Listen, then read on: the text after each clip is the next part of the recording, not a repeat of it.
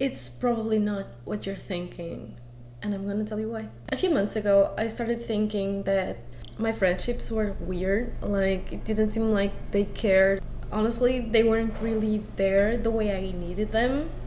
Emphasis on the way I needed them. And I was wondering and questioning and trying to figure out if I did something, all of those questions that sometimes go through our minds when we're feeling insecure. And then at some point, I kind of forced myself to stop and just pull back, I guess, and try to see things in a different way. A week ago, I had a conversation with a friend of mine. He was going through the same thing, and I figured this might be good for other people to listen to. So I turned this into a video. Hello, my name is Debbie. Welcome to my channel. In this channel, I talk about all the things that I've been learning, all the things that I've already figured out, and I'm sharing all of that with you as I go through my own journey. So here we are. So without further ado, let me start with number 1. Having a bad reaction sometimes doesn't make you a bad person. No, this goes for you and this goes for other people as well. A reaction that you might think is too much doesn't make them a bad person. It honestly just makes everyone human. We sometimes can't really control our emotions and we react badly to things or situations or people or whatever it is, and we will do or say something that we shouldn't. What you should do is apologize and talk to the person that you had that situation with so you can figure things out. Simple as that. Point number 2, it is not personal. People are tired, they're busy, they're overwhelmed. Most of the time, they're barely keeping their own mind in one piece, let alone thinking about yours. You are not entitled to their presence, whether you like it or not, even if you're hurting. I know it sucks, but it's true. They may not even notice, or they may not have the strength to deal with your issues because they're going through their own. And the truth is, even if there's nothing going on, they don't have the obligation to be there for you. I know it's a hard pill to swallow, but it's true. Even if a friend comes up to you and he or she needs your help, but somehow something feels off, like you just feel like you're not okay, even if there's nothing going on, like nothing specific, but you just feel like something is off. And you can't afford to give time and energy and focus to another person when you can barely give it to yourself. Sometimes that's just the thing.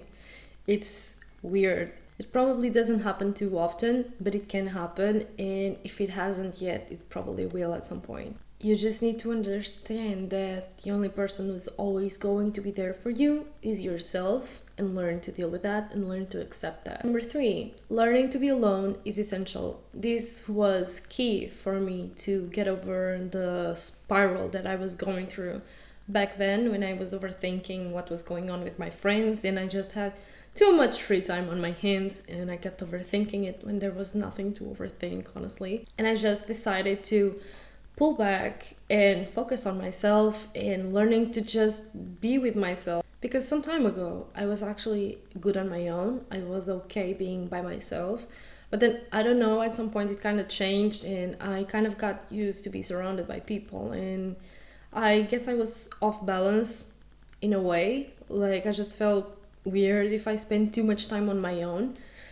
And back then, again, I had too much free time and they didn't. So I was like overthinking and wondering what was going on and all of that stuff. And I realized I need to learn to be by myself again. I need to force myself to be alone to actually enjoy it. Because the truth is, I enjoy being alone. I love being by myself. But I guess I was just going through it, I was kind of lost, I was confused, I was probably losing myself a little bit because of all of the things that were happening in my life.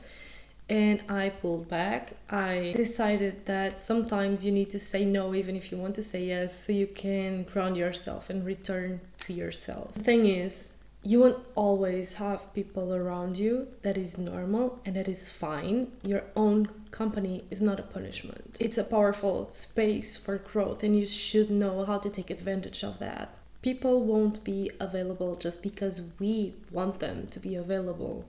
They don't owe us anything. Just because we are available doesn't mean everyone has to be. And learning to be by ourselves and to be with our own company strengthens our connection with ourselves. So learn how to spend time by yourself, learn how to be in your own company, and after you do that, learn to do that without distractions as well, because I feel like that is so important. So important to just be.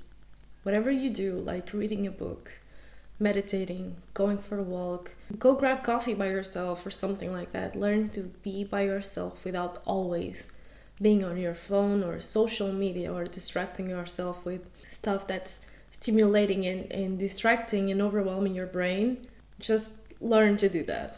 You will thank me later, I promise. Number 4, and this goes with number 3, being too available teaches people to take you for granted. Sometimes saying no when you want to say yes is the healthiest thing you can do for yourself and for your relationships. Too much absence, they will adapt. Just enough will make them value your presence. However, if you are hoping to distance yourself from people so they can chase you and show you how valuable you are, that is not authentic. That will just make you feel disappointed. People feel the energy. People know when you're being authentic and when you're being an attention seeker, kind of like that. At first I kind of had that approach like, oh, they're going to chase me because I'm always available, and now I'm not, so they will notice me. That's immature, but I've been there. Most of us have been there. Sometimes we just need to slap ourselves in the face to learn how to act like a grown-ass adult. And that was it for me. I felt like, why am I doing this? Why am I seeking this type of validation? I don't need this. I need to learn how to be by myself and learn to not need their presence. And I need to be okay with that, because that makes me a better version of me. That makes me grow and evolve as a person and a human being, and that makes me better overall. Just being okay on my own, not needing those weekend plans. Like, do we have plans for this weekend? Great, let's go, let's hang out, let's talk, let's have fun. We don't, that's fine. I'll just have fun on my own. I will, I don't know, paint, play the guitar, learn something, watch a TV show, read. There are so many things we can do when we are alone. So many things. And when I tell you to say no, sometimes that is not for them, that is not for your friends or family to notice your absence. That is not the point of saying no. That's for you. That's for you to notice how easy it should be to not go somewhere, to not have plans, to not spend time with other people. You have the option of saying no. That's something that should be valued and appreciated. You don't have to say yes all the time. That is FOMO, fear of missing out. And if you have that, this video is perfect for you, honestly. Like, say no for yourself. See how you react, see how you feel. And if you make that choice of saying no when someone asks you if you want to go hang out or something like that, do not spend the rest of the day thinking, what are they doing? Should I just go? What's going on? Maybe I'm missing out on something. You are not. You're probably not. Trust me. Number five, people can't read your mind. You need to communicate your needs. You need to communicate your boundaries. You just have to communicate clearly without being arrogant, but also without sugarcoating. A lot of the time it's not malice, it's not that people have bad intentions, it's just that they don't know. Saying something hurts you or that you don't like something isn't weakness, it's actually a strength. Your boundaries are not for other people, they're for you. They are to protect your space and your energy. If you have a boundary and people keep crossing it, that's not love. That's not like, oh, you need to do this to make me comfortable. What about you? What about your needs? You should come to an agreement in realizing, I don't like this. Okay, I will do my best to respect that. And sometimes It may take some time because people have habits, and habits sometimes are hard to break. Now, this doesn't mean that you warn once and they say, okay, and then they do it again, and you're like, oh, that's normal, they're just adapting. No, you need to keep reminding them, this is my boundary. Depending on the people we are dealing with, they will just keep crossing it until you let go of those boundaries and let them do whatever they want to do. So you need to keep reminding them that that is your limit. That's where they need to stop. And if they love you, they will stop. Even if they need time to adjust, they will stop. Just communicate. Tell people what's going on, like what's happening, what you're feeling, what they are making you feel, what their attitude is doing to you.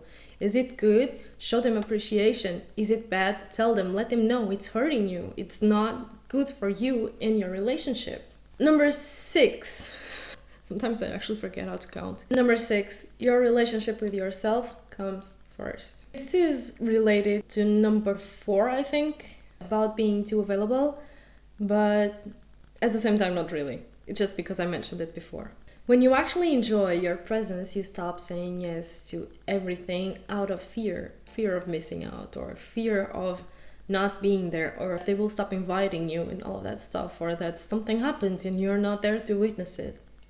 Silence becomes grounding, and after a while you start noticing who you really want to be with and who you actually want to be in your presence, and who is sucking the energy and the life out of you. You start to choose people that add to your presence and your peace, not disturb it. When you learn to be by yourself, you also learn who you want to spend time with and who you actually want to allow in your space. And honestly, after some time, you start enjoying silence so much that it becomes a bit hard to say yes to anything, like to any invitation. It stops being loneliness and it becomes self-care and grounding and presence, and it just becomes so easy to see who's good for us and who's draining us. Number 7, your self-worth is your job. Not other people's, yours. Your self-worth has nothing to do with other people, and it has everything to do with you.